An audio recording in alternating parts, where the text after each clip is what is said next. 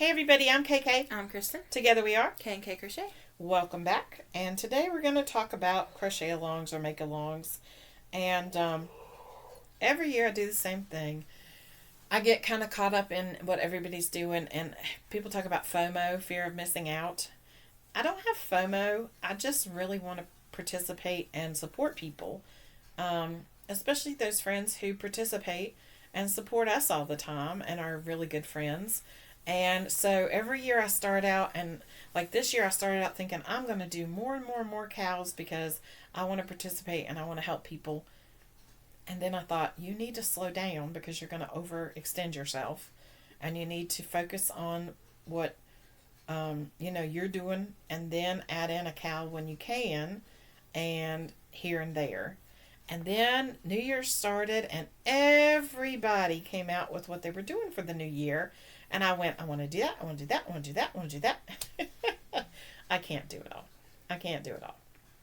But I have managed to do more than I thought I would by double dipping. So double dipping is when you choose to make a project that covers more than one cow or mal, and that's okay. Some people may not be okay with that, and maybe they'll tell you that when they talk about what they're doing. But for what I did, first of all, Litsa at Coco's Crochet has a Best Dressed Doll 2025 cow. And she is spinning a wheel and picking a channel and then picking a pattern that she wants you to do. It's one a month for 12 months. And everything else you have to go over to her channel to find out, because I'm not the best at remembering everything with everything that's going on. So go check her out. I will link her down below, and I'll try to remember to link the video below where she talks about it. So this is, of course, I have an 18-inch doll that I bought for my granddaughter, and I was going to make clothes for several years and then give them to her when she's older, when she's old enough to play with them. So that's what this is for. My granddaughter loves Minnie Mouse, so this is a play on Minnie Mouse. The basic skirt it's the same basic shape as that skirt. The only difference I did is I did put a single crochet row of black around the top. Black sparkle, again with the sparkle. And this is that pink sparkle? Yes. Yep. Pink sparkle and black sparkle. Yep, that's what I did with it. Too. Yep, they're all sparkle yarns. I love it. Now I'm out of the white sparkle, I think, and I maybe still have a little bit of black. I'm not sure. I think that was a scrap ball. I was like, yay, they all sparkle. So the basic skirt, the only thing I did different is I crocheted a single crochet round of the black sparkle at the top. For my tie, I made it black, and then I just crocheted and did I think it was 5 single crochets in a magic circle, and then fastened it off and put them on here to look like Minnie Mouse. And then I did the bottom row is a single crochet of black too. So this is supposed to be Minnie Mouse inspired because she loves Minnie Mouse, and I thought that would be a cute skirt for her doll. Now, I do know that I did not do the entire amount of rounds.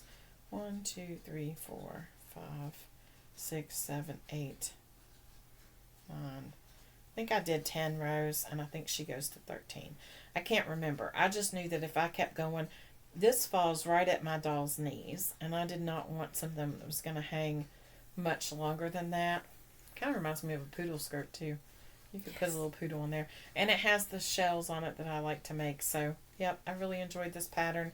Litsa tells you the name of the designer and the name of the pattern and everything on her channel, and so I will try to link that, like I said, below, so that you can join in that cow. So that's number 1. Then Litsa from Coco's Crochet has a second cow that's going to go through the whole year, and it's called the Birthstone Cow, I believe. I might be wrong, but I will link the video below so you can go and find out. So you can get all the hashtags and all the stuff that you need for it. So in that one, she's giving you the birthstone that she wants you to use for each month, and you are to crochet something with that birthstone color, like the yarn being that color. Does that make sense? Crocheting with birthstones. That's not what I meant. The yarn that looks the same color as the birthstone. So for January, because we all know that birthstones are different depending on where you look, right? Like I'm October, And I've heard everything from my birthstone is an opal to a rose zircon or zirconia, which is like just a pink. And there was another one too that was almost like a clear, I think. So you have to go by what she's telling you, the chart that she's using. And for January, it's garnet. And so this is the hat I made for the garnet. And it is, see, there's some garnet. There's my garnet right there and there. It is made with Premier Rock something. I didn't write it down. I can't remember. Rock, Edge Rocker? No. Something. I have it somewhere. It's the same one I've been using forever. I'll try to remember and put it down below. River Rock. Is it River Rock? Might be. I don't know. But anyway, that's what it's made with.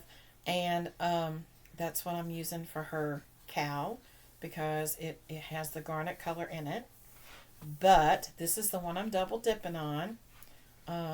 This is also part of the MAL that Ella from No Catchy Name is doing called the Kaleidoscope MAL.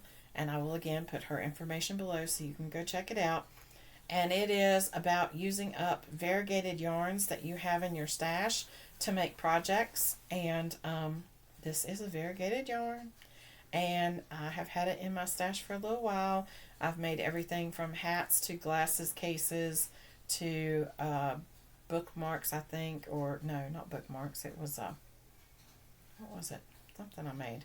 Anyway, I've made a lot of things out of it. I had a couple of yarns of it, skeins of it. It has gone forever and ever and ever. And I really like it. It's very squishy. Premier is so awesome. And I love the color. I think it's called River Rock. Anyway, very pretty yarn. Very pretty colors. I like it a lot. And so that's what I'm doing for the make-along for Ella's. And I can't remember how long Ella's is lasting. I know it's not all year. I think it's a couple of months. Again, I'm going to put the stuff in the description box for you guys to go find out. Don't ever expect me to be able to explain to you what's going on with that stuff because it's not going to happen. But there you go. There's that. And, yep, that's where we're at with that. So I have 2 cows and a mow, basically, even though I have 2 projects. So just got to think outside the box when you're doing that kind of stuff so that you can optimize your time. And I will say that I've seen a lot of people talk about how they have so much they want to get done and they can't seem to find time to do all the stuff and to participate in everything. We have to take care of ourselves first, right? You can't pour from an empty cup. So take care of you and make sure that you're being taken care of the way you need to be and just, think differently about things so that you can participate in a couple of things like this. I'm just now realizing as I'm sitting here is also part of our Stitch and Dish. And so look for another episode of Stitch and Dish where you see this hat and we'll talk about how I made that. And yeah, so I covered 3 things with one project. And you can do that if you think, creatively.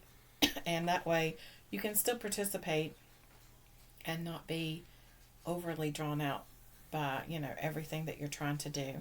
I would like to do everything for everybody and participate in everything, but there's one of me, and I'm a slow crocheter. Really super slow, aren't I? I am too. Both really slow. So, if something comes out and we only have a couple of weeks to do it, which these, we had more than that to do it. But I'm just saying, a lot of times a cow will come out and, you won't have a lot of time to get it finished. And especially if you're working on something else, I'm not great at that. I'm not great at jumping in and just making whatever. My problem is I am a monogamous crocheter. I really hate to have a bunch of projects on the go. It bothers me, and I don't know why. It should not. I'm getting better at it, but I have a problem putting something down. I think my fear is I'll put it down and I'll never go back to it. And so I like to, if it's the only thing on the hook, then that's what I'm going back to. I don't have any other choice, right? Especially if I don't allow myself to start anything else. So that's my fear, is that I won't go back to it. But that's one of the things with the Hexicardi Party cow that we're doing, is it's over time. And so I've got to train myself. It is a lesson for me to learn to do other things and still go back and take my time and work on that so that you all have time to work on yours too. So, yep, that's where we're at for today. Don't forget, go check out all these fabulous creators and see their content and see if you'd like to participate too. check out all the rules and all the things you have to do. And don't forget to be kind because You don't know anybody else's journey. bye. Bye, guys.